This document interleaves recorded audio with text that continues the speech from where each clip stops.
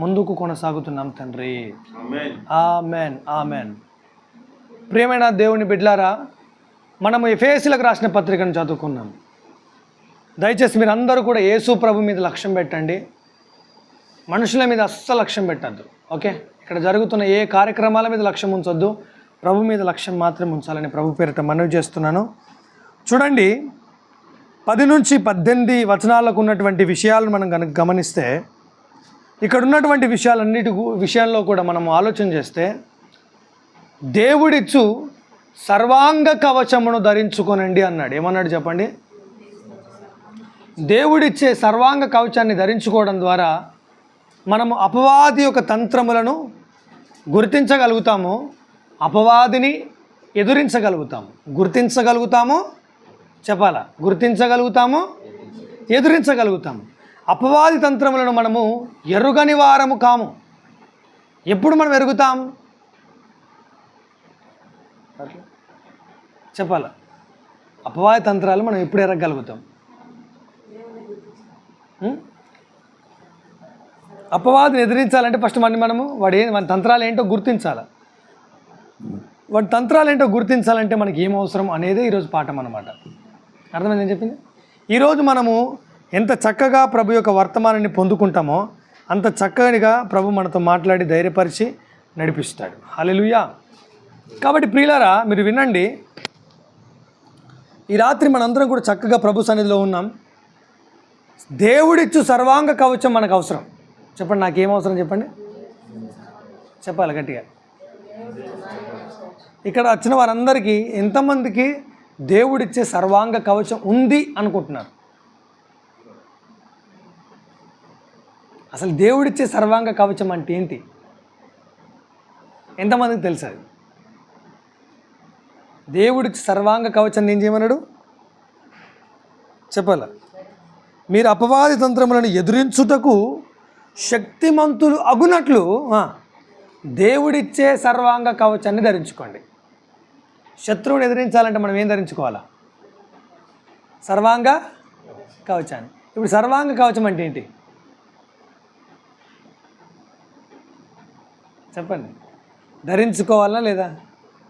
చెప్పాలా? ధరించుకోవాలా లేదా? ధరించుకోవాలా. Very good.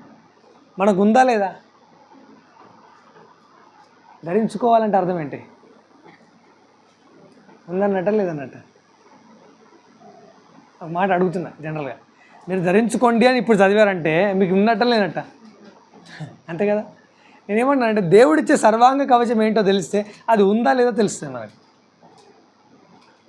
దేవుడిచ్చే సర్వాంగ కవచం ఏంటో అర్థమైతే సర్వాంగ కవచం ఉన్నదా, సర్వాంగ కవచం లేదా అనేది తెలుస్తుంది. Yes or no? ఇప్పుడు దేవుడిచ్చే సర్వాంగ కవచం ఏంటి అసలు? ఆ సర్వాంగ కవచం మనకి ఏం చేస్తుందని చెప్పింది వాక్యం. అపవాది తంత్రములను ఎదిరించుటకు మనం ఏమవుతున్నాం? శక్తిమంతులం అవుతున్నాం. ఏమవుతున్నామమ్మా? చెప్పాలి, ఏమవుతున్నాం మనం? అపవాది తంత్రాలను ఎదిరిస్తాం. మనం ఎట్లా అనుకుంటామంటే యేసుక్రీస్తు నామమున పో, ఇదే అపవాదిని పారదోలుతాని మనం అనుకుంటాం. ఓకేనా? నేను చెప్తున్నాను, ప్రార్థన చేయాల్సిన అవసరం కూడా లేదు తెలుసా అపవాది పారిపోవడానికి. నా మాట అర్థమైందా మీకు? ఏం చెప్తున్నావు వాక్యం అనుకుంటున్నారే మీరు కదా. అపవాది పారిపోవడానికి మీరు ప్రార్థన కూడా చేయక్కర్లేదు, వాడు పారిపోతాడు అంటున్నా. ఎప్పుడు అనంటే దేవుడిచ్చే సర్వాంగ కవచంలో నిలబడి మాట్లాడితే. ఓసారి ఏమైందనంటే ఓ చోటుకి ప్రార్థన చేయడానికి వెళ్ళినాను. ప్రార్థన చేయడానికి వెళ్ళక ముందే ప్రభు అక్కడికి వెళ్ళమని చెప్పాడు. సో ఎందుకు ఇంత బలవంతం చేస్తున్నావు ప్రభు అని చెప్పి వెళ్తే వాళ్ళకి ఫోన్ చేస్తున్నా నేను వస్తున్నానని చెప్పి. వాళ్ళు లిఫ్ట్ చేయట్లేదు. ప్రభు లిఫ్ట్ చేయట్లేదు, మరి ఎట్లా అంటే వెళ్ళు అన్నాడు ఆయన. విషయం ఏంటనంటే వాళ్ళు ఇక్కడే ఉన్నారు, ఇలాగే కూర్చొని ఉన్నారు, ఫోన్ ఇక్కడే మోగుతుంది, అయినా వాళ్ళు ఎత్తట్లేదు. వాళ్ళని గమనిస్తే ఇలా చూస్తున్నారు. సరే వెళ్ళిన తర్వాత మొత్తం గాబర్ అవుతున్నారు. సరే అని చెప్పి ప్రార్థన చేయమని ప్రభు చెప్పిండు. అమ్మ నేను ప్రార్థన చేస్తానని చెప్తే ప్రభు కదా నమ్మకంగా పంపించింది. అక్కడికి నిలబడ్డాను అనమాట. నిలబడి ప్రభా క్రొత్త నిబంధన మహిమలో నిలబడి ప్రార్థన చేస్తున్నాను అన్నాను. అంతే. ఏమన్నాను? క్రొత్త నిబంధన మహిమలో నిలబడి ప్రార్థన చేస్తున్నానంటే పెద్ద ఆమె అటు, చిన్న ఆమె ఇటు పడి గిలగిల కొట్టేసుకుంటున్నారు వాళ్ళు కింద పడి. వాళ్ళని ఏ స్పిరిట్స్ అయితే అంతకాలం వేధించాయో ఆ రోజు నేను గంభీరమైన ప్రార్థన నేను చేయలే, పో పో అని గద్దించలే, జస్ట్ నిలబడి ప్రార్థన చేశాను అంతే. విడుదల కలిగిందా లేదా? అంటే న్యూ కవెనెంట్కు ఉన్న పవర్ మీకు తెలవాలా, క్రొత్త నిబంధనకు ఉన్న శక్తి తెలవాలా. అర్థమైందా? ఎప్పుడు మనము గుర్తించగలుగుతాం, ఎప్పుడు అపవాదిని ఎదిరించగలుగుతామనంటే ఎప్పుడైతే మనము నిబంధన చేత కప్పబడతామో, సర్వాంగ కవచము చేత కప్పబడతామో, అప్పుడు మన జీవితంలో మనం ప్రతి ఏరియాలో కూడా అపవాదిని ఎదిరించగలుగుతాం. ఏమవుతాం? హౌ టు కాంకరర్ అనేది మనకు ఎప్పుడు తెలుస్తుంది? హౌ టు కాంకర్ ఎప్పుడు మనం విన్ అవుతాం, ఎలా విన్ అవ్వాలి అనేది మన పాయింట్ అయితే, ఎప్పుడు విన్ అవుతాం కాదు, అవుతామా కాదా కూడా కాదు, అవుతాం. కానీ ఎలా విన్ అవుతాం అనేది మనకు తెలియాలి. ప్రతిరోజు కూడా ఎలా మనం గెలుస్తాం, ఎలా మనం అపవాదిని ఎదిరిస్తాం అనేది మనకు తెలియాలి. అర్థమైందా? ఎందుకంటే అధికారం మొత్తం ఎవరి చేతిలో ఉంది? ఇప్పుడు మన చేతిలో ఉంది. ఎక్కడ ఉంది చెప్పండి? వాక్యంలో మత్తయి సువార్త 18వ అధ్యాయంలో 2-3 నా నామమున ఎక్కడ కూడి ప్రార్థిస్తారో నేను అక్కడ ఉంటానని చెప్పక ముందు ఒక మాట చెప్పాడు ఆయన. ఏమని చెప్పాడంటే, 2 నా నామమున ఏకీభవించి ప్రార్థన చేసిన యెడల వారు దేన్ని బంధిస్తారో అది బంధించబడుతుంది, దేన్ని విప్పుతారో అది విప్పబడుతుంది అని చెప్పాడు అన్నమాట ప్రభు. చెప్పాడా చెప్పలేదా? అంటే దేన్ని బంధిస్తే అది బంధించబడుతుంది, దేన్ని విప్పితే అది విప్పబడుతుందని ప్రభు చెప్పాడు అని అంటే మనకు అధికారం ఇచ్చాడా ఇవ్వనట్ట? ఇచ్చినట్టే కదా. చెప్పాలి గట్టిగా, ప్రభు నాకు అధికారం ఇచ్చాడని చెప్పండి. ప్రభు నాకు అధికారం ఇచ్చాడు. ఆల్రెడీ మనకి ఇవ్వబడిన అధికారాన్ని మనం యూజ్ చేసుకోవాలా, యూజ్ చేసుకోవద్దా? యూజ్ చేసుకోవాలి. యూజ్ చేసుకోవాలంటే మనకి ఏం కావాలా?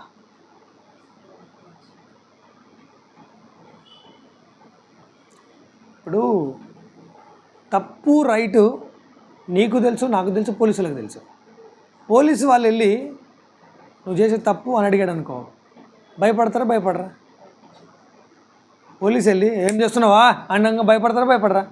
ఎందుకు భయపడతారు వాళ్ళకి? నేను వెళ్ళి బండి ఏమంటారు, నో పార్కింగ్ ఏరియాలో పార్కింగ్ చేసిన ఏంది తీ అంటే నువ్వు ఎవడరా చెప్పడానికి అంటారు. ఎందుకంటారు? We have no authority to asking them. మనకు అధికారం లేదు వాళ్ళని అడగడానికి. కానీ ఎప్పుడైతే ఒక యూనిఫామ్ అనేది ఉంటుందో అది మనకి ఏం చూపిస్తుంది? మన యొక్క అథారిటీని చూపిస్తుంది.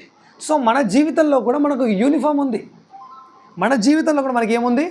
ఒక యూనిఫామ్ ఉంది. ఆ యూనిఫామ్తో ఎప్పుడైతే మనము నడిపించబడతామో, ఆ యూనిఫామ్తో ఎప్పుడైతే మన జీవితంలో మనం ముందుకెళ్ళడం కొనసాగించబడతామో, ఏ శత్రువు కూడా మన ముందు నిలబడలేడు. అర్థమైందా? శత్రువు గురించి మీకు చెప్తా కదా, ఎవడు తరమకుండానే వాడు పారిపోతాడు. ఆమె మన శత్రువు, మన జీవితంలో ఉన్న మన శత్రువులని మనం తరమక్కర్లే, వాడు పారిపోతారు అంతే. మీ జీవితంలో ఏదైతే శత్రువుగా కనబడుతుందో, ఏదైతే సమస్యగా కనబడుతుందో, ప్రాబ్లమెటిక్గా కనబడుతుందో దాన్ని మీ నుండి పారిపోయేలాగా చేయగలగాలనంటే ఒక యూనిఫామ్ మీకు ఉంది. ఏముంది? యూనిఫామ్ ఉంది మీకు. ఆ యూనిఫామ్ని ధరించుకోండి అని చెప్తున్నాడు ఆయన. మనకేముంది? యూనిఫామ్ ఉంది. ప్రతి సంస్థలో పనిచేసే వాళ్ళకి యూనిఫామ్ ఉంటుందా ఉండదా?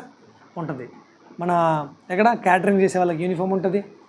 ఇంకా ఇప్పుడు షాపింగ్ మాల్స్లో యూనిఫామ్ ఉంటుంది, స్కూల్స్లో యూనిఫామ్ ఉంటుంది, పిల్లలకి ఉంటుంది, టీచర్స్కి ఉంటుంది, అందరికీ ఉంటుంది. యూనిఫామ్ ఉంటుందా ఉండదా? అంటే యూనిఫామ్ వాళ్ళు ఏం చేస్తుంది? వీళ్ళు పలానా వాళ్ళు అని ఐడెంటిఫై అయ్యే విధంగా చేస్తుంది, సపరేట్ చేస్తుంది అన్నమాట. సో మనము మన యొక్క యూనిఫామ్ ధరించుకోవడం ద్వారా, అంటే మనకు ప్రభు ఇచ్చిన సర్వాంగ కవచాన్ని ధరించుకోవడం ద్వారా మనము అథారిటేటివ్ పర్సన్స్ అని చెప్పి సపరేట్ అవుతాం. We are not a normal people. మనము సాధారణమైన ప్రజలము కాదు, సాధారణమైన వ్యక్తులం కాదు అని మనకు తెలియజేసేది ఎవరు? మనం ధరించుకున్నటువంటి యూనిఫామ్, మనం ధరించుకున్నటువంటి వస్త్రము అన్నమాట. అందుకే ఎప్పుడైతే మనం యూనిఫామ్ చేత అలంకరించబడతామో, ఆ యూనిఫామ్ చేత నడిపించబడతామో, అప్పుడు మన అధికారాన్ని మనం గుర్తు చేసుకొని ముందుకెళ్తాం. అర్థమైందా? సో ఇప్పుడు ఈ రాత్రి మీ అందరూ కూడా మనం యూనిఫామ్లో ఉండాలి, ఇప్పుడు కూడా ఆన్ డ్యూటీలో ఉండాలని చెప్తున్నాడు. అంతే సింపుల్గా. యూనిఫామ్ ఎప్పటిదాకా ఉంటుంది? గవర్నమెంట్ ఎంప్లాయీస్ కావచ్చు, ప్రైవేట్ ఎంప్లాయీస్ కావచ్చు, సర్టెన్ పీరియడ్ ఉంటుంది, ఒక టైమింగ్ ఉంటుంది అనమాట. ఆ టైమింగ్లో మాత్రమే చెప్పండి, ఆ టైమింగ్లో మాత్రమే యూనిఫామ్ ఉంటుంది. తర్వాత వాళ్ళు యూనిఫామ్ తీసేసి పక్కన పెట్టేసి ముందుకు వెళ్ళిపోతారు. Yes or no? యూనిఫామ్ తీసి పక్కన పెట్టి ముందుకు వెళ్ళిపోతున్నారంటే అర్థం ఏంటి? వాళ్ళు అప్పుడు ఆ టైంలో డ్యూటీలో లేరు. కానీ మనందరం కూడా ఆన్ డ్యూటీ 24/7 ఉండాలి. ఆన్ డ్యూటీ ఎందులో ఉండాలా? 24/7. ఈ 24/7 ఉన్నటువంటి డ్యూటీ విత్ యూనిఫామ్, ఈ డ్యూటీ మనల్ని భారంతో నింపే డ్యూటీ కాదు, మనల్ని విజయములోనికి నడిపించే డ్యూటీ అన్నమాట. ఏంటి ఆ డ్యూటీ అంటే, మనము ఈ యూనిఫామ్లో మనం ఏదైతే కలిగి ఉండాలో దాన్ని కలిగి ఉండాలని చెప్తున్నాడు వాక్యంలో. సో కాన్షియస్నెస్ గురించి మాట్లాడుతుండే మెయిన్గా. యూనిఫామ్ అంటే అర్థం ఏంటి? కాన్షియస్నెస్. చెప్పండి, యూనిఫామ్ అంటే ఏంటి? యూనిఫామ్ వేసుకొని వైన్ షాప్కి వెళ్తాడా పోలీస్ ఆఫీసర్? తాగడానికి వెళ్తాడా? ఎందుకు వెళ్తారో వెళ్ళకూడదు. యాక్చువల్గా అయితే వెళ్ళకూడదు. వెళ్ళకూడదా? ఎందుకు అంటే మన అథారిటీ మనల్ని, మన కాన్షియస్నెస్ మనల్ని బిల్డ్ చేస్తుంది అట్లా. Okay, I'm on duty now, నేను డ్యూటీలో ఉన్నా కాబట్టి ఇప్పుడు నేను చేయకూడని పనులు ఏమీ చేయకూడదు, నేను వెళ్ళకూడని చోట్లకి వెళ్ళకూడదు, నడవకూడని చోటికి నడవకూడదు, చేయకూడని పనులు చేయకూడదు, మాట్లాడకూడని మాటలు మాట్లాడకూడదని ఎప్పుడు గ్రహించగలుగుతాం? వీఆర్ ఆన్ డ్యూటీ అని గ్రహించినప్పుడు. వీఆర్ ఆన్ డ్యూటీ అని గ్రహించినప్పుడు అంటే మనం ఒక కాన్షియస్నెస్లో బతుకుతున్నప్పుడు పాపం చేయాలనే కాన్షియస్లో బతకం. మనం ఒక అద్భుతమైనటువంటి కాన్షియస్నెస్లో ఉన్నప్పుడు పొరపాటు చేయాలనే ఆలోచనలో బతకం. ఎందుకంటే మనల్ని ఆ కాన్షియస్నెస్ నడిపిస్తుంది ముందుకు. అట్లాగా యూనిఫామ్ అంటే అర్థం ఏంటి? ఇప్పుడు ఇక్కడ మనస్సాక్షి అనండి ఒకసారి. ఒక మాటని నేను గుర్తు చేస్తాను. తిమోతికి రాసిన పత్రిక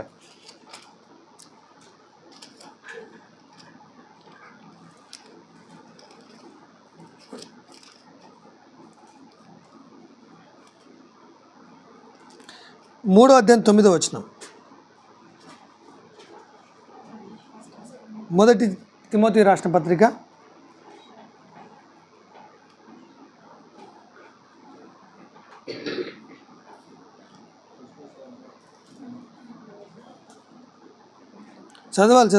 3:9. విశ్వాస మర్మము పవిత్రమైన మనస్సాక్షితో గైకోను వారై ఉండవాలని. చెప్పండి, విశ్వాస మర్మాన్ని ఏం చేయమంటుండు? పవిత్రమైన మనస్సాక్షి అనండి ఒకసారి. పవిత్రమైన మనస్సాక్షి అనే చోట ఆగి ఇంకా వేరే ప్రసంగాలు చేయొద్దు. మనం ఏం చేయొద్దు? అర్థమైందా? వేరే ప్రసంగాలు అక్కర్లేదు. ఇక్కడ ఏం చేయాలి మనము? విశ్వాస మర్మము అన్నాడు, పవిత్రమైన మనస్సాక్షి అన్నాడు. అంటే అర్థం ఏంటి చెప్పాల? ఇంకో మాట, మొదటి అధ్యాయంలోకి రండి. అదే పత్రిక మొదటి అధ్యాయంలోకి రండి. 5వ వచనం చదవండి.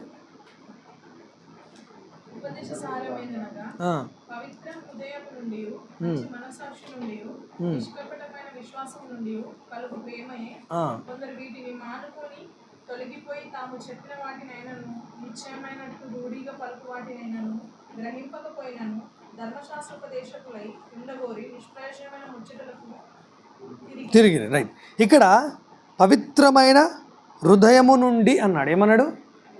పవిత్రమైన హృదయము నుండి అన్నాడు. రైట్, గుర్తుపెట్టుకోండి. హృదయము యొక్క పవిత్రత అనండి ఒకసారి. ఫస్ట్. సెకండ్ పాయింట్, మనస్సు యొక్క పవిత్రత. హృదయ పవిత్రత ఎన్నిసార్లు కలుగుతుంది? మనస్సాక్షి యొక్క పవిత్రత ఎన్నిసార్లు కలుగుతుంది? చెప్పాలి, అది కరెక్టే. హృదయ పవిత్రత ఒకటేసారి. అంటే ఏ రోజైతే క్రీస్తునందు విశ్వాసం ఉంచామో ఆ విశ్వాసం ఉంచడం ద్వారా మనం ఏమయ్యాం? పరిశుద్ధులం అయ్యాం. ఇప్పుడు మీ అందరికీ పెట్టబడిన పేరేం పేరు? పాపులు. కరెక్టేనా? కరెక్టా? ఇక్కడ పాపి జెర్మియా ఉన్నాడా? పరిశుద్ధుడైన జెర్మియా ఉన్నాడా? చెప్పాలా? అంత పరిశుద్ధుడువా నువ్వు? అర్థం నన్ను. మనకు మన క్రియల మూలంగా కలిగిన పరిశుద్ధత కాదు ఇది. ఎలా కలిగింది ఇది? నీతిమంతులుగా తీర్చబడడం ద్వారా, విశ్వాసం ఉంచడం ద్వారా. We are sanctified, we are justified. అంటే మనం నీతిమంతులుగా తీర్చబడ్డాము, ఎట్ ద సేమ్ టైం పరిశుద్ధ పరచబడ్డాము. రోమీలకు రాసిన పత్రిక 8వ అధ్యాయం 30వ వచనం ప్రకారం ఆయన పిలిచాడు, నీతిమంతులుగా తీర్చాడు, పరిశుద్ధపరిచాడు, మహిమపరిచాడు. అనండి ఒకసారి. పిలిచాడు, నీతిమంతులుగా తీర్చాడు, మహిమపరిచాడు. రైట్, అంటే నీతిమంతులు తీర్చింది ఎవరు? దేవుడా మనుషులా? దేవుడు నీతిమంతుడిగా తీర్చాడనంటే ఆయనకు ఒక మెజర్మెంట్ ఉంటుందా ఉండదా? ఆయన మెజర్మెంట్ ఏంటి చెప్పండి మరి? విశ్వాసము వలన నీతి అని ఉంటుంది వాక్యంలో. ఏమంటాం అంటే జస్టిఫికేషన్ బై ఫెయిత్. విశ్వాసము ద్వారా మనం ఏమవుతున్నాం?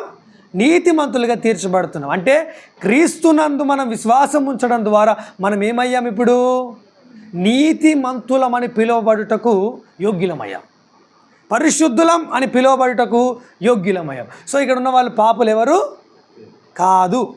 పాపి జెర్మియా కాదు, పరిశుద్ధుడు అనే జెర్మియా. ఓకే. సెయింట్ అగస్టిన్ అనే పేరు విన్నారా ఎప్పుడైనా? సెయింట్ జోసెఫ్ అనే పేరు విన్నారా? సెయింట్ జెర్మియా అనే పేరు కూడా వినాలి మీరు. ఓకే. మీ పేరు ముందు సెయింట్ అని పెట్టుకోండి. చెప్పండి ఇప్పుడు. అది సెయింట్ అంటే అర్థం ఏంటి? పరిశుద్ధుడైన జెర్మియా. పరిశుద్ధుడు ఎట్లా అయ్యాడు? విశ్వాసం ఉంచడం ద్వారా అయ్యాడు. ఓకేనా?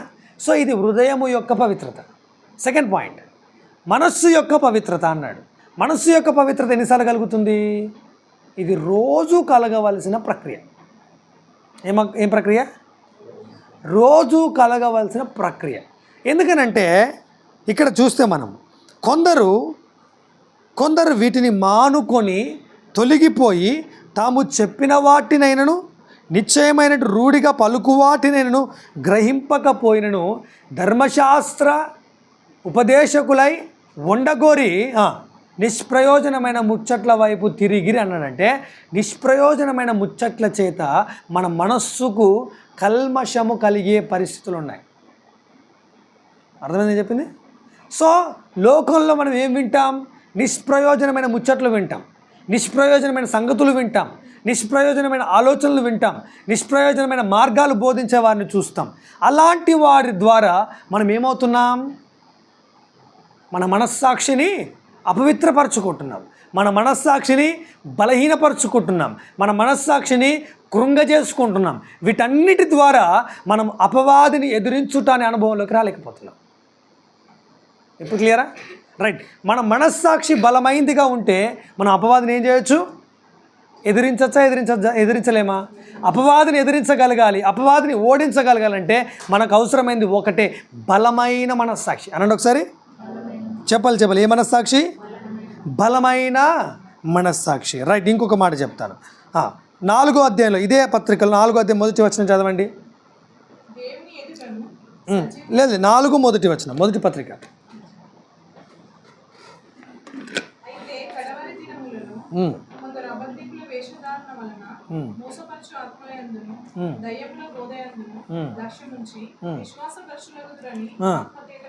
విశ్వాస భ్రష్టులు అంటే అర్థం ఏంటి? నరకానికి అర్హులని కాదు, వారు ఏ స్థితికి వారసులయ్యారో ఆ స్థితిలో నుండి బతకడం. ఏ స్థితికి వారసులో ఆ స్థితిలో నుండి బతకడం. అనండి ఒకసారి. నేను చెప్పిన పాయింట్ అర్థమైందా? కోటేశ్వరుడు ఎలా బతకాలమ్మా? ఎలా బతకాలి కోటేశ్వరుడు? కోటేశ్వరుడు లెక్కనే బతకాల. బిచ్చంగా లెక్క బతుకుతున్నాడని అర్థం ఏంటి? వాడు దేనికి వారసుడో దాన్ని అనుభవించట్లేదని అర్థం. అర్థమైందా? ఇప్పుడు ఒకరికి ₹1 లాటరీ తగిలింది అనుకుందాం, ₹1 వచ్చినాయి, నెక్స్ట్ డే నాడు చచ్చిపోయింది అనుకోండి, మీరు ఏమంటారు? తినే యోగం లేదురా వాడికి అంటారు. ఏమంటాం? తినే యోగం లేదు. అంటే దేనికి వారసుడో దానిని ఆ స్థితిలో నుండి బ్రతకకపోవడం అనేది మనకెందుకు కలుగుతుంది చెప్పండి? చెప్పాలి. దయ్యముల ఆత్మయందు, మోసపరుచు ఆత్మలయందు లక్ష్యం ఉంచడం మూలంగా. దయ్యముల ఆత్మలు అంటే ఎవరు? మళ్ళీ దయ్యముల ఆత్మలు అంటే ఎవరు? అనేటోళ్ళు కాదు. ఇట్లా మొత్తం పళ్ళు వేసుకొని మింగేస్తా కొరికేస్తా అనేటోళ్ళు కాదు. వీళ్ళు ఎవరంటే దేవుని విశ్వాస మర్మమును కాక క్రీస్తు సువార్తను చెరపగోరి, క్రీస్తు సువార్తకు వేరుగా. ఇప్పుడు పరిశుద్ధపరచబడ్డామని చెప్తారు, పరిశుద్ధపరచబడ్డావా అంటారు. మళ్ళీ నీతిమంతులుగా తీర్చబడ్డావు అంటారు, నీతిగా బతుకుతున్నావా అంటారు మళ్ళీ. అంటే రెండిటికి లింక్ ఉందా? నీతిమంతులని పేరు పెట్టింది ఎవరు? అతనే పిలుస్తాడు. నీతిగా బతుకుతున్నాను క్వశ్చన్ చేస్తుంది ఎవరు? నువ్వు నీతిగా బతకపోతే నువ్వు నీతిమంతుడు కానే కాదని డిక్లేర్ చేస్తాడు. ఇక్కడ ఏమవుతుంది అంటే ఏ మర్మమునకు అయితే మనం అప్పగించబడి నీతిమంతులుగా తీర్చబడ్డామని చెప్తున్నారో, మళ్ళీ ఆ మర్మానికి వేరుగా, ఆ సంగతులకు వేరుగా, ఆ ఉపదేశానికి వేరుగా నిర్ణయాలు వాళ్ళ యొక్క సొంత అభిప్రాయాలు బోధిస్తున్నారు. దీన్నే మోసపరుచు ఆత్మ అంటారు. ఏమంటారమ్మా? మోసపరుచు ఆత్మ. ఇప్పుడు నువ్వు కలెక్టర్ అయినప్పుడు కలెక్టర్ గారు అనాలి, కానీ నువ్వు కలెక్టర్ అయితే బాగుండు అంటే ఎట్లుంటుంది? పాయింట్ అర్థమైందా? కలెక్టర్ దగ్గరికి వెళ్ళి ఏమనాలా? కలెక్టర్ గారు నమస్కారము అంటే అనాలా, అంతేగాని కలెక్టర్ అయితే బాగుండండి మీరు అంటే ఎట్లుంటుంది? సెక్యూరిటీ అంటాడు ఫస్ట్. అర్థమైందా? నేనేమన్నాండి, మీరెవరు? పరిశుద్ధులు. మీరెవరు? దేవుని ప్రియులు. మీరెవరు? నీతిమంతులు. మీరెవరు? క్రీస్తునందు ఏర్పరచబడిన వారు, ప్రత్యేకించబడిన వారు. మీకు చెప్పాల్సిన ఉపదేశం వేరే. మీకు చెప్పాల్సిన ఉపదేశం వేరే. అర్థమైందా? గంటసేపు తంబాకు నలుసుడు గురించి చెప్పినాం అనుకో, క్రీస్తు ఎక్కడ? గంటసేపు స్మోకింగ్ గురించే చెప్పినాం అనుకో, క్రీస్తు ఎక్కడ? గంటసేపు వ్యభిచారం గురించి చెప్పినాం అనుకో, క్రీస్తు ఎక్కడ? గంటసేపు మన ఆలోచనలని గురించి చెప్పినాం అనుకో, క్రీస్తు ఎక్కడ? క్రీస్తును గూర్చి చెప్తున్నప్పుడు ఇవన్నీ కూడా ఖండించబడతాయి. చూడండి, ఒక మాట చదువుదాం. ఎఫెసీయులకు రాసిన పత్రిక 5వ అధ్యాయం 11వ వచనం, 13వ వచనం.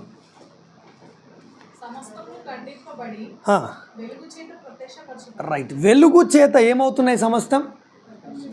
సువార్త అనే వెలుగు బైబిల్లో యోహాన్ రాసిన మొదటి పత్రికలో సత్యమైన వెలుగు అన్నాడు. ఏమన్నాడు? సత్యమైన వెలుగులో ప్రతీది ఖండించబడుతుంది. ఇప్పుడు నువ్వు సత్యమైన వెలుగును వింటే నీ జీవితంలో ఉన్నటువంటి నిష్ఫలమైన విషయాలు కూడా ఏమవుతాయి? ఖండించబడతాయా? ఖండించబడాయా? Yes or no? ఇప్పుడు నువ్వు వినాల్సింది క్రీస్తును గూర్చిన సువార్త, అదే సత్యమైన వెలుగు. ఏమన్నాడు చెప్పండి? సత్యమైన వెలుగు.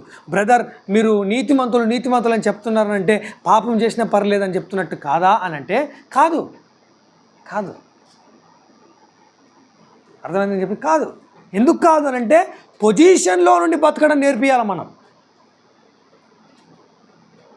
నువ్వు ఇంతకాలం నువ్వు కలెక్టర్ లెక్క బతికి చూపెట్టు, నీ కలెక్టర్ జాబ్ ఇస్తా అంటాడా? కలెక్టర్ అయిన తర్వాత కలెక్టర్ లాగా బతుకుతాడా? చెప్పాలి. అర్థమవుతుంది నేను చెప్పింది? కలెక్టర్ ఎప్పుడైతాడు? అయిన తర్వాత కలెక్టర్ అని పిలువబడతాడు, కలెక్టర్గా నడిపించబడతాడు, కలెక్టర్ అథారిటీస్ యూజ్ చేసుకుంటాడు. నువ్వు ఇలా బతుకు, నేను కలెక్టర్ చేస్తా, ఎవరు ఎంత మంచిగా కలెక్టర్ లాగా ఉంటారో వాళ్ళని కలెక్టర్ చేస్తా అంటారా? ఎవరన్నా అనరు కదా. కలెక్టర్ అయిన తర్వాతనే కలెక్టర్ లాగా. నేనేమన్నాను, నువ్వు నీతిమంతుడవు అనే సంగతి, నువ్వు పరిశుద్ధుడవు అనే సంగతి నీకు తెలియబడితే నువ్వు ఎలా బతకాలో నీకు బోధించబడుతుంది. రైట్? నేను చెప్పింది అర్థమైందా? తీతుకు రాసిన పత్రికకు రండి.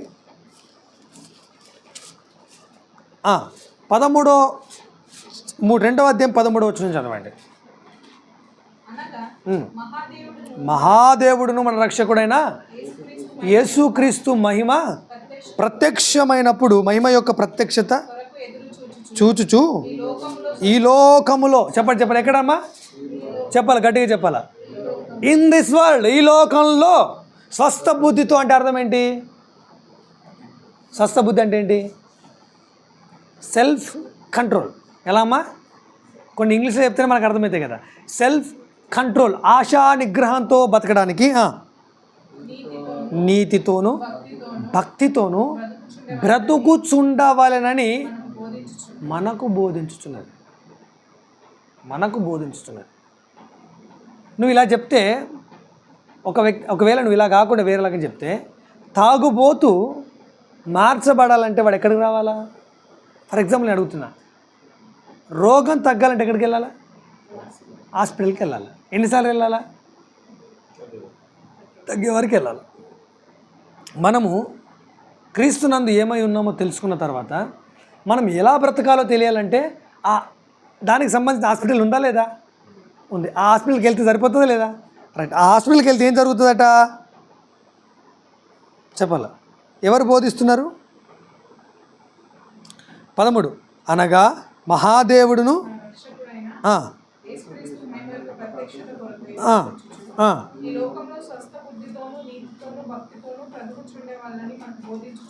బోధించుచున్నది అనే పాయింట్ మీరు మర్చిపోద్దు. బోధించుచున్నది ఎవరు? ఇక్కడ చూడండి 11వ వచనం చదవండి ఇప్పుడు. ఏలయనగా సమస్త మనుషులకు రక్షణకరమైన దేవుని కృప ప్రత్యక్షమై భక్తిహీనతను ఇహలోక సంబంధమైన దురాశలను విసర్జించి శుభప్రదమైన నిరీక్షణ నిమిత్తము, అంటే ఈ నిరీక్షణతో మీరు బ్రతకాలని, ఇలా బతకూడదని చెప్పి, ఇలా బతకండి ఇలా బతకూడదని చెప్పి బోధించేది ఎవరు? Point is clear. నేను చెప్పింది అర్థమైందా? బోధించుచున్నది అంటే వాడికి మనుషుడు కాదు అక్కడికి. ఎవరు మరి? పరిశుద్ధాత్ముడు అని అక్కడ లేదు. ఏముంది? దేవుని కృప అనండి ఒకసారి. దేవుని కృప అనండి ఒకసారి. రైట్. ఇప్పుడు దేవుని కృప మనం ఎలా జీవించాలో బోధిస్తుంది. కృపను ఎవరు బోధిస్తారు? కృపను ఎవరు బోధిస్తారు? రండి, ఎఫెసీయులకు రాసిన పత్రిక 3వ అధ్యాయం 2వ వచనం.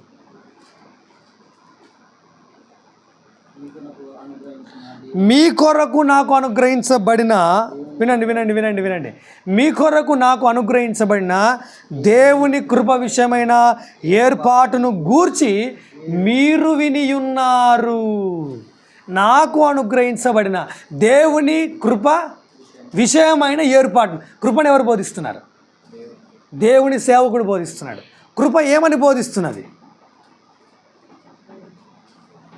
గట్టిగా 2 చేతులు వినబడేటట్టు చెప్పాలా. దేవుని కృపను ఎవరు బోధిస్తున్నారు? దేవుని సేవకుడు. దేవుని కృప ఏం బోధిస్తుంది? ఎలా బ్రతకాలో బోధిస్తుంది. నిరీక్షణ నిమిత్తము స్వస్థ బుద్ధితో అన్నాడు ఒకసారి. అంటే మనము దేనికైతే వారసులమో, దేనికైతే అర్హులమో, దేనికి మనం భాగ్యవంతులమయ్యామో ఆ భాగ్యాన్ని అనుభవించడానికి దేవుని కృప మనల్ని ప్రోత్సహిస్తూ ఉంటుంది అన్నమాట రోజు. హల్లెలూయా. అర్థమైంది నేను చెప్పింది? సో ఈ కృపను వింటూ మనం ముందుకెళ్ళడానికి, ఈ కృపను గురించి తెలుసుకుంటూ మనం ముందుకెళ్ళడానికే దేవుని సంఘానికి వస్తున్నాం. ఈ కృప విషయమైన ఏర్పాటులో మనం జీవించడమే యూనిఫామ్లో బతకడం, ఆన్ డ్యూటీలో బతకడం. Point is clear. అర్థమైందా?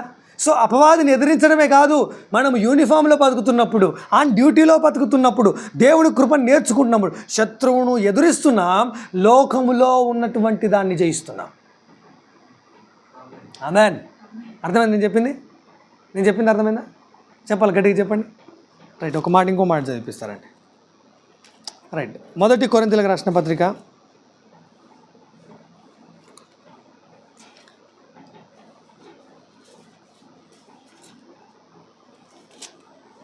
2వ పత్రిక 7వ అధ్యాయం 1వ వచనం. అవునక్క. ప్రియులారా, మనకు ఈ వాగ్దానములు ఉన్నవి గనుక దేవుని భయం, దేవుని పరిశుద్ధత సంపూర్తి చేసుకొనుచు శరీరమునకు ఆత్మకును కలిగిన సమస్త కల్మషం నుండి మనలను పవిత్రులుగా చేసుకుందాము. దేని నుంచి అన్నాడు? శరీరం అన్నాడు. దేని నుంచి అన్నాడు? ఆత్మ. రైట్. ఆత్మ అన్నాడా? శరీరమునకును ఆత్మకును కలిగిన సమస్త కల్మషము నుండి. రైట్. చూడండి, మనము అనే టాపిక్ ఉందనంటే అది మనము చేయాల్సిన పని కాబట్టి అది పరలోక సంబంధమైన విషయం. అంటే ఏది? హృదయ పవిత్రత గురించి కాదు. హృదయ పవిత్రత గురించి కాదు, వాగ్దానాలు ఉన్న వాటి గురించి మాట్లాడుతున్నాడు. కాబట్టి మనస్సాక్షి యొక్క శరీరము అండ్ మనస్సాక్షి, శరీరము అండ్ మనస్సాక్షి. శరీరము యొక్క పవిత్రత అంటే ఏంటి? పాపము చేయకుండా బతకడం అన్నాడు ఒకసారి. రైట్. పాపము చేయకుండా బతకడం. మనస్సాక్షి యొక్క పవిత్రత అంటే ఏంటి? విశ్వాస మర్మాన్ని గైకొనడం అన్నాడు ఒకసారి. రైట్. విశ్వాస మర్మాన్ని గైకొనేవాడు తన మనస్సాక్షిని ఏం చేసుకుంటున్నాడు? పవిత్రపరచుకుంటున్నాడు. కాబట్టి శరీరాన్ని కూడా ఏం చేసుకుంటాడు? పవిత్రతతో కాపాడుకుంటాడు, కల్మషములో ఉంచుకోడు. ఎస్ సార్, నా అర్థమైందా? సో ఇప్పుడు విశ్వాసి పాపం చేయడానికి కారణం ఏంటి? మనస్సాక్షి కల్మషం కలగడమే కదా. అంటే మనస్సాక్షి ఏం లేదు, పవిత్రత లేదు. మనస్సాక్షికి పవిత్రత కలిగినోడు ఏం చేస్తాడు? శరీరాన్ని కూడా కాపాడుకుంటాడు. Yes sir, no. రైట్. ఇప్పుడు శరీరాన్ని కాపాడుకోలేకపోతున్నాడు అంటే మనస్సాక్షికి ఏం తోచుతుందని అర్థం?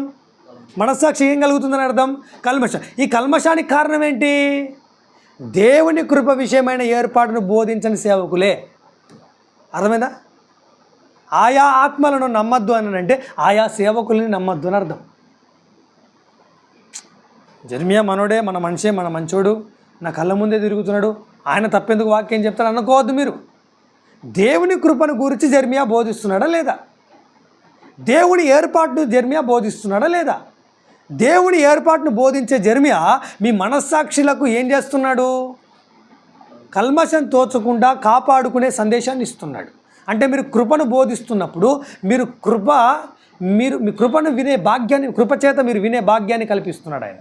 Yes or no? కాబట్టి నేను ఏమంటున్నానంటే ప్రియులారా, మీరు ఈ రాత్రి ఈ వర్తమానం వింటున్నప్పుడు మీకు అర్థం కాకపోవచ్చేమో కొంతమందికి, కానీ నేనేమంటున్నానంటే మీరు క్రమంగా వింటున్నప్పుడు మీలో ఆటోమేటిక్గా తెలియకుండానే పరిశుద్ధాత్మ ద్వారా మీరు మార్పును చూస్తారు. ఆమేన్. ఎందుకనంటే చూడండి 6వ అధ్యాయం 2వ కొరింథీయులకు రాసిన పత్రిక 18వ వచనం చదవండి. ఎస్ అమ్మ, ఎస్. మనము జీవము గల దేవుని ఆలయమై ఉన్నాము. అందుకు దేవుడు ఇలాగ సెలవిచ్చుచున్నాడు, నేను వారిలో నివసించి సంచరించును, నేను వారి దేవుడనై ఉండును, వారు నా ప్రజలై ఉండును. కావున చాలమ్మా, నివసించి సంచరించును అన్నాడు అంటే అర్థం ఏంటి? వారిలో నివసిస్తాను నేను. ఇప్పుడు మనలో నివసించే పరిశుద్ధాత్ముడు ఉన్నాడా లేడా? ఉన్నాడు. ఎంతమందిలో పరిశుద్ధాత్ముడు ఉన్నాడు? నాలో పరిశుద్ధాత్ముడు ఉన్నాడు అనండి. కానీ అందరిలో ఆయన సంచరించట్లేదు. అందరిలో ఎవరిలో సంచరిస్తున్నాడు అని అంటే చాలామంది ఆయన దుఃఖిస్తున్నాడు, కొందరిలో సంచరిస్తున్న వారి యొక్క బ్రతుకులు బాగుపడుతున్నాయి, సంచరిస్తున్న వారి జీవితాలు వెలిగించబడుతున్నాయి, సంచరిస్తున్న వారి జీవితాలు అనేకులకు దీవెనకరంగా మార్చబడుతున్నాయి, సంచరిస్తున్న వారి జీవితాల్లో అనేకులకు దేవుణ్ణి మహిమపరిచే విధంగా కనబడుతున్నాయి. అర్థమైందా? నేను అదే చెప్తున్నాను. మనం ఎన్ని యూట్యూబ్ వాక్యాలు విన్నా, ఎంత సంఘానికి వెళ్ళినా, మనం ఎంత వాక్యాలు రాసుకున్నా, మనం ఎంత ఏం చేసినా కూడా మనలో పరిశుద్ధాత్ముడు సంచరించడానికి మనం కృపను వినుట అవసరం. ఏమవసరం? సంఘములో దేవుని కృప విషయమైన ఏర్పాటును వినుట అవసరం. మీరెందుకు ఇక్కడికి పరిగెత్తుకొని వచ్చారు తెలుసా?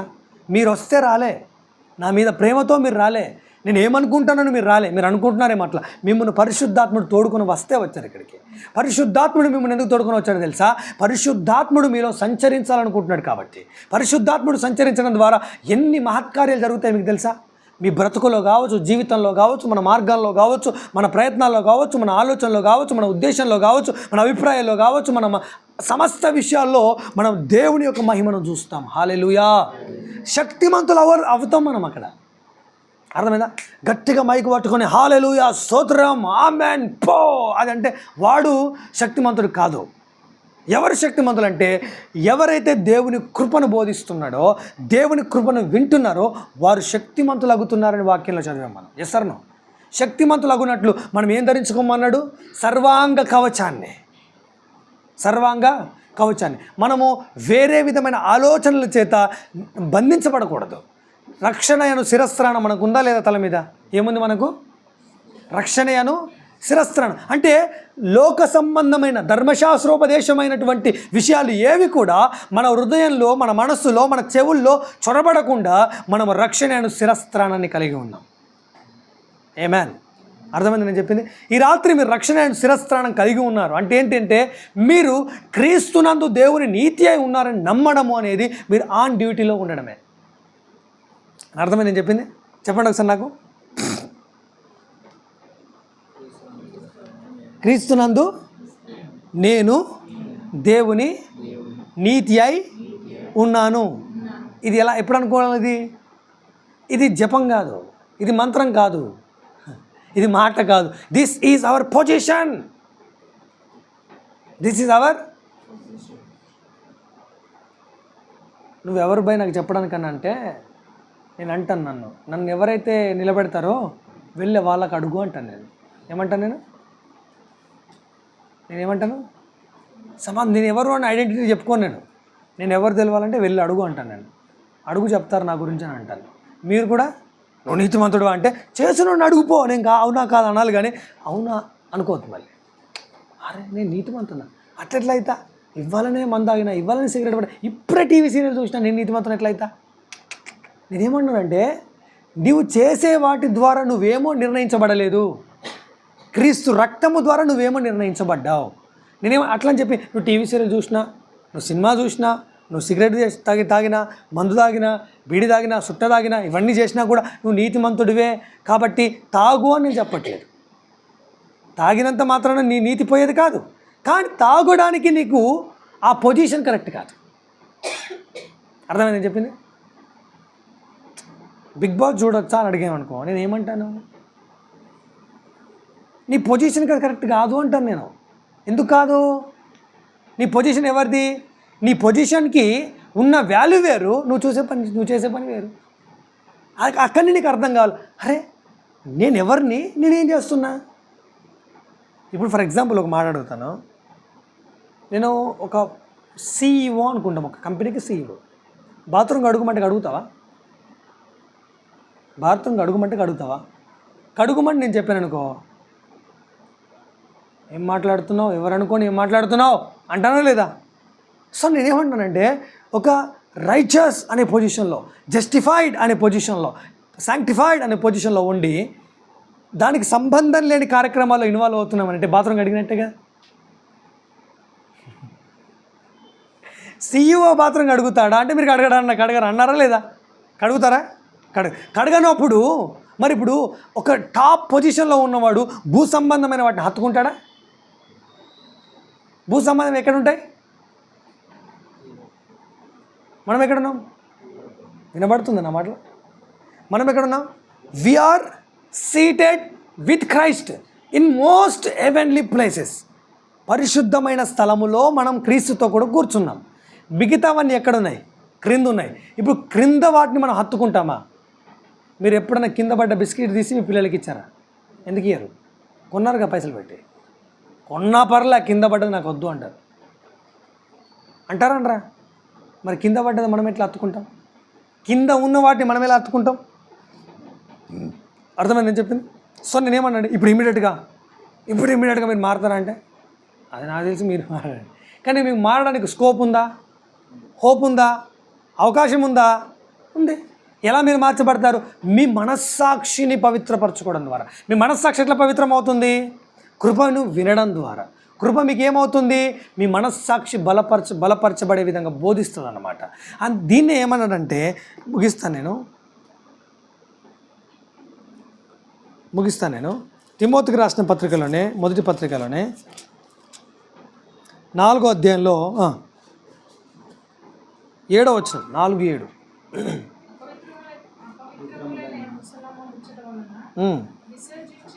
అపవిత్రమైన ముసలమ్మ ముచ్చట్లను విసర్జించి దైవభక్తి విషయంలో నీకు నీవే సాధకము చేసుకో. అరే బాబు తిమోతి, నాయన, కొడక, బిడ్డ, ముసలమ్మ ముచ్చట్లు పెట్టి టైం వేస్ట్ చేసుకోకరా నాయన.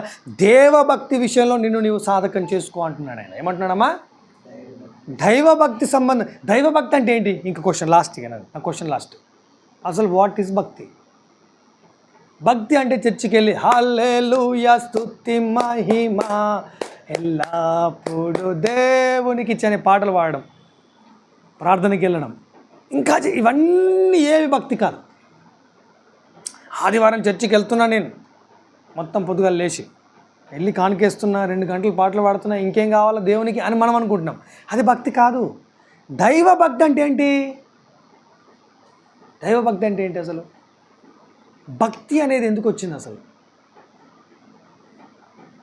పాత నిబంధనను ఒకసారి ఇమాజిన్ చేయండి.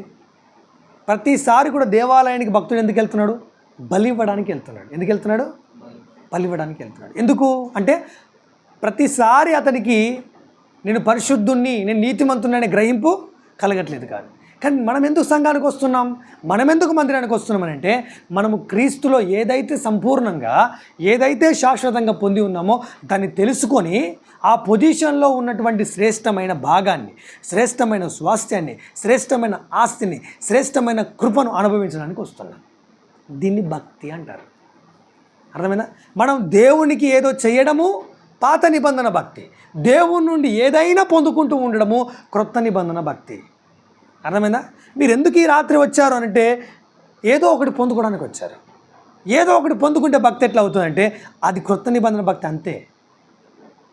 ఓకేనా? న్యూ కవెనెంట్ భక్తి అనేది అకార్డింగ్ టు దేని ద్వారా పనిచేస్తుంది? కృప ద్వారా పనిచేస్తుంది, మెర్సీ ద్వారా పనిచేస్తుంది. అర్థమైంది నేను చెప్పింది? కాబట్టి ఈ రాత్రి మీరు కృప విషయమైన ఏర్పాటును పొందుకోవడానికి వచ్చారు. మీరు ఇక్కడికి సాధారణమైన వ్యక్తులుగా రాలేరు. ఇక్కడ మీరు వచ్చారనంటే జెర్మియా ఒక సాధారణమైన మనుషుడు, మీరు సాధారణమైన వారుగా నేను ఎంచి ప్రభు ఇక్కడ నిలబెట్టలేదు. జెర్మియా ఒక అసాధారణమైన పరిచర్య మీ కొరకు చేస్తున్నాడు కాబట్టి అసాధారణమైన వ్యక్తులుగా మీరు బ్రతకడానికి ఇక్కడ నడిపించాడు ఆయన. ఆమేన్. అర్థమైందా? నేను మిమ్మల్ని అసాధారణమైన వ్యక్తులుగా ఎంచుతున్నాను.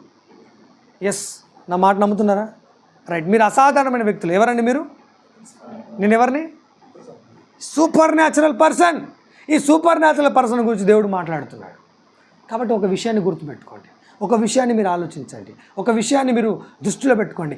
నేను చెయ్యకూడనిది చేస్తున్నాను, చేయకుండా ఉండలేకపోతున్నానంటే దాన్ని నీ పొరపాటు కాదు, నీ చెవుల పొరపాటు. నీ చెవులు వేటిని వింటున్నాయో దాన్ని జరిగిస్తాయి కదా. అట్లా నేను వాక్యాన్ని, కృపను, సత్యమును, సమాధానమును వింటూ నువ్వు ముందుకెళ్ళడం ప్రారంభించు.